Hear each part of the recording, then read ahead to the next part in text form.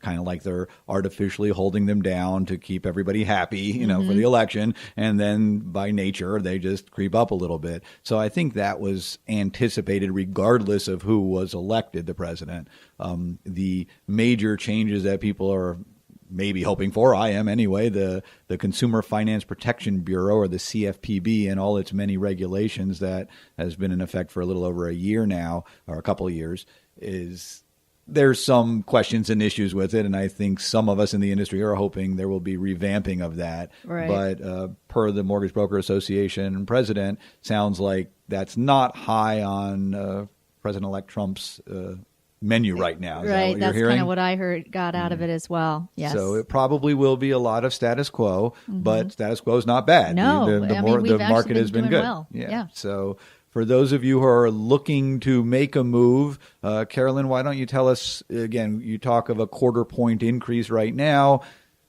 And Jean, you had said we give the facts. Well, unfortunately, right now we're giving speculation. We can give facts of what's actually happened, but we don't know what's going to happen in the future. Speculation. Yeah, factual speculation, but based on experience and knowledge of the industry. So if rates are starting to creep up 1/4% at a time, maybe for a little bit, what does that do to the people waiting on the sidelines to buy? What kind of numbers are they looking at? So, for example, if we use, just to keep a simple number, on 100,000, so you can double it if you're looking at 200,000. But again, on 100,000, if the interest rate changes by 1/4%, so that's 0.25%, you're going to have a monthly change of about $14.30. If you're in the 15-year, you're going to have a monthly change of about $12.47. Not a whole lot, right? But if we continue to see a steady little bit of a rise and we start creeping up to a whole point, we're talking almost, $60, $80 a month difference.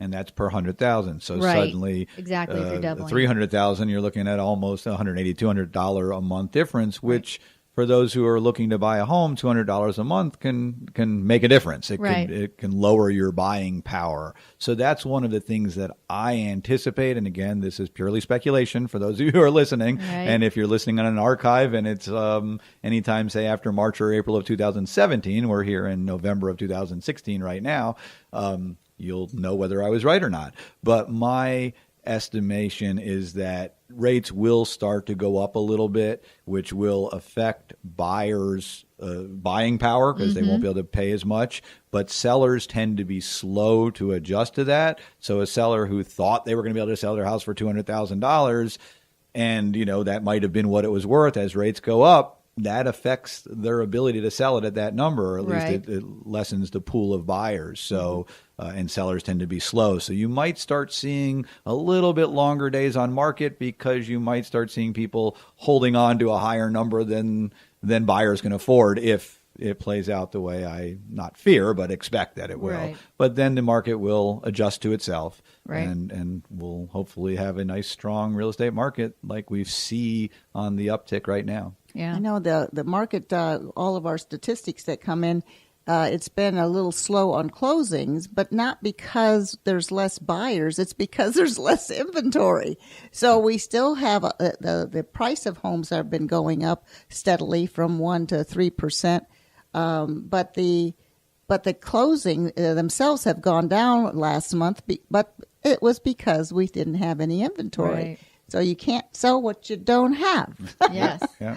But I always thought around the first of the year, after the first of the year, it's always seemed to be the practice that I've always seen mortgage rates kind of fluctuate a little bit after the first anyway. It's always some kind of a new year, let's test the market type of thing. But I think we're good now. Now, a lot of the mortgages that you can present to our listening audience, you can actually lock in a rate now, correct, for 30 days or something, but then offer them a lower rate if it comes to fruition? Most lenders offer what's called a float down option. So the normal locking period is 45 days, 30 days to 45 days. I always like to comfortably do 45 days. Anything over and above that's going to kind of cost the consumer. But you could do a 60-day lock or a 90-day, but it costs a little bit extra to secure that particular interest rate. If you're locked in at a period of time and the rates improve during that time frame, you can do what's called a float down. it costs you money, but sometimes what we do is we do the math, because we're going to do the math and let you know whether it's worth exercising that option or not exercising that option. So just to clarify to our listeners, when you speak of a rate lock, you're basically saying, I'm applying for the loan today and the interest rates today are 4%. And so I want to secure that 4%. I'm afraid they're going to go up, and I'm willing to pay some fee to confirm that no matter what happens for the next 45 days, I get 4%. But if you make that gamble and rates end up going down, then there will also be a fee for you to get the lower rate. So it kind of is a gamble. Do I want to lock it in? Do I think they're going to go up? Do I think they're going to go down? Am I willing to take that chance? Is that how a rate lock works? Absolutely. Okay. And if you do lock in the rate for 45 days and then it doesn't close, then the rate lock is off the table? Is that correct? Okay. Yep. Very good. Well, thank you. It typically stays with the property. And again, just every lender is a little different. Sometimes the rate lock follows the borrower. So if a property does fall through or it doesn't close and they find a different house for whatever reason, maybe an inspection, but the majority of them, the lock stays with the actual property that they locked in with. Well, today is November the 21st, so just to let you know, we're coming up on the holidays. This was always an interesting time of year to try to close on a real estate because normally you can do 30 to 45 days is all we really need for a mortgage. Right. But when we start getting into November with the Thanksgiving Day long weekends, and then you've got the Christmas and the different holidays that occur in December, and then the 1st of the January, you really only have about 20 days now, 6 or 8 weeks of, for closings. I mean, there's just so many holidays, and a lot of surveyors and appraisers take a week off between the holidays and New Year's, and trying to get, and people want to close before the end of the year. And to add to that, Jean, I will tell you again, over the 30 years of my practice, the end of the year, there is always a crush. Everybody puts in their contract, we must close by the end of the year. And there are some financial and other reasons for doing that, homestead exemptions and other matters that come into play.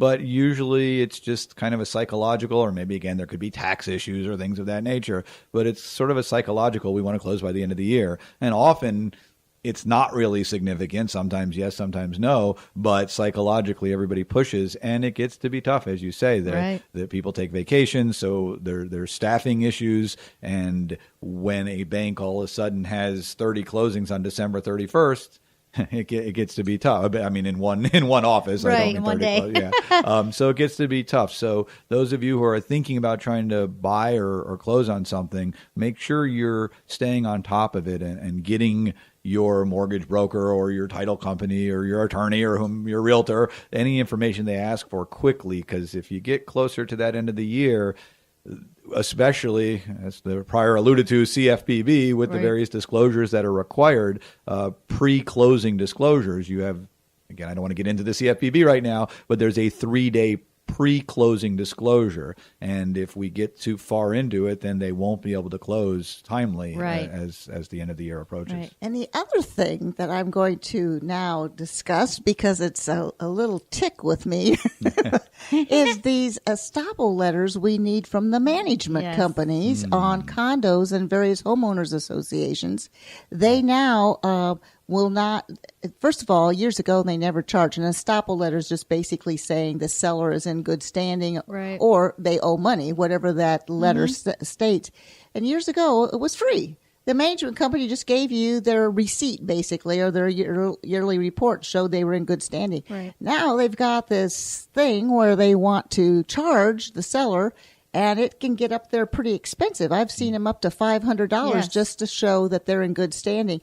And they don't do it in a couple days. They'll say 3 weeks or 12 business days or something like that. And you pay extra for the rush. Exactly. And you pay extra if you want it in a couple days. Well, you need that for closing. And sometimes that's all you're waiting for is the stupid letter from thank you for letting me get this off my chest, the crazy letter from the management company. Yeah, it's certainly reasonable to vent about that, and you aren't the first and won't be the last. And I hear that venting a lot because as the title company side of it, I'm trying desperately to get these estoppel letters, and the clients are jumping on me, and again, we kind of get held up. I will say that there has been proposed legislation for a couple of different sessions now to deal with that, especially to deal with the cost, because as you say, Jean, years ago they didn't charge for it; they just gave you a ledger card, and you're either current or you weren't. Then they said, "Oh, we're going to charge $25 for that." Then $25 or a nominal became fee. $25. And I'm like, okay, okay. $25 is all right, whatever.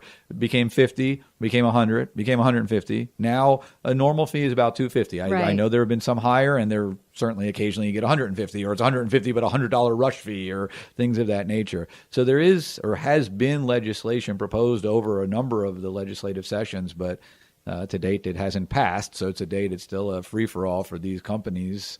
And so this would be a time to speak with your congressman. Yeah, exactly. And well, also, if you're living in a community right now, which I am, that's thinking about hiring a management company to take care of their homeowners association fees and rules and regs, that might be a good question to ask them. How much is your estoppel letter going to be? Because they kind of have you over a barrel. They do. They can just about charge anything they want, and then if you're getting held up because you're at basically gunpoint for whatever they want to charge you, that might be another thing to ask if you're thinking about going with a management company. Well, and this is where I want to plug both of you. So Waterview Title with John, and then Jean, you at Waterview Realty. That's one of the great things of working with you two, is because you know these things. So going in, when you have clients, you know to immediately prepare them, and also to work on trying to get that estoppel as soon as possible, where a lot of title agents or realtors out there don't necessarily have that knowledge or passion to work for their clients like you both do. We appreciate that. Well, we're here to pull back the veil and let people see what's there, because there's just so many people go in, and I see this all the time, and I know you do too, John. They just go in there and, full force, and they're busy, and they don't really disclose a lot of things, or maybe they don't even know. I've seen a lot of people that don't even know some of these things. Right. As you had pointed out earlier, I teach the contracts class to the realtors, and we had a nice session this past Tuesday. It's a 4-hour class, and for the first time in history, I actually finished on time. I looked down at my clock, and it was 12:58, and I'm like, wow, I made it. So even though it seems like 4 hours would be a long time, it takes more than that usually for me to get through the contract class. But the thing that I emphasize at the class, and I'm teaching realtors, so hopefully the realtors are now passing this on to their clients, are the time frames. In every contract, time is of the essence, which means if you have a time frame, you need to abide by that. Well, again, as we're discussing, these management companies aren't bound by the time frames, but you as a buyer or seller may be. So it's very important when you receive a contract. Again, I'm putting on my title company hat now. When I receive a contract, to make a note of all of the time frames and make sure that all of the parties are aware, okay, this needs to be done by this date. Carolyn, you see this all the time, the loan application. You have to apply. The standard contract says 5 days. You have to apply for the loan within 5 days, and then you have, again, the standard contract's either 30 or 45 days to get approved. So you can't dawdle on that because, Carolyn, you can speak to this. It takes a little bit of time to get these loans approved nowadays. Absolutely. Well, while we have just another minute or so left, Carolyn Wolf, Certified Mortgage Planners, give us your contact information once again. Okay, and my NMLS number for licensing is 268-538. Best way to reach me is my cell phone at 321-795-9103. And our website is www.floridalendingpro.com.